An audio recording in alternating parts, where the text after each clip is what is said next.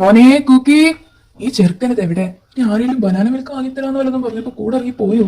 അയ്യോ മോനെ കുക്കി, എവിടാ നീ? എമ്പുരാനേ, ഓ എമ്പുരാനേ. ചെറുക്ക, നീ ഇവിടെ ഉണ്ടായിരുന്നോ? നിനക്ക് എന്തായിരുന്നു വിളി കേട്ടല്? ഞാൻ വിചാരിച്ചു നീ ആരുടെയും കൂടെ ഇറങ്ങിപ്പോയി കാണുന്നു. ഞാൻ നിങ്ങൾ ഉദ്ദേശിച്ച ആളല്ല ജിനേട്ടാ. അയ് ശരി, ഒന്ന് പോടർക്ക. ആരെങ്കിലും ബനാന മിൽക്ക് വാങ്ങിത്തരാന്ന് പറഞ്ഞാൽ കൂടെ ഇറങ്ങി പോകുന്നവനാ നീ. നിന്റെ തന്തയല്ല എന്റെ തന്ത. ഹാ, അപവാദം പറയുന്നു. എന്റെ തന്ത തന്നെയാടാ, നിന്റെ തന്ത. നമ്മുടെ തന്ത ഒന്നാടാ. എന്നാലും കുക്കി, നീ ഇങ്ങനെ സംശയിക്കരുതായിരുന്നു. ഞാൻ നിങ്ങൾ ഉദ്ദേശിച്ച ആളല്ല ജിനേട്ടാ. ഹലോ ഗൈസ്, ഞാൻ വന്നു. എന്താണ് ഇവിടെ ഒരു ചർച്ച?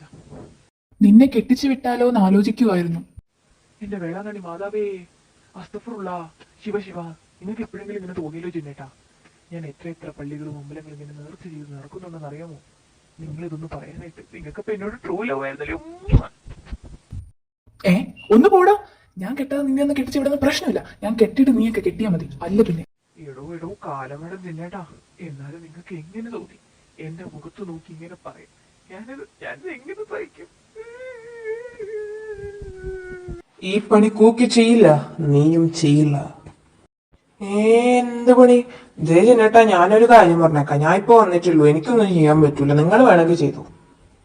എടാ, അതിന് ഞാനെപ്പോ നിനക്ക് പണി തന്നു? നോക്കി, നീയല്ലേ ഇപ്പൊ പറഞ്ഞേ ആ പണി നീ ചെയ്യില്ല ഞാനും ചെയ്യില്ല? എനിക്കൊന്നും വയ്യ ചെയ്യാൻ.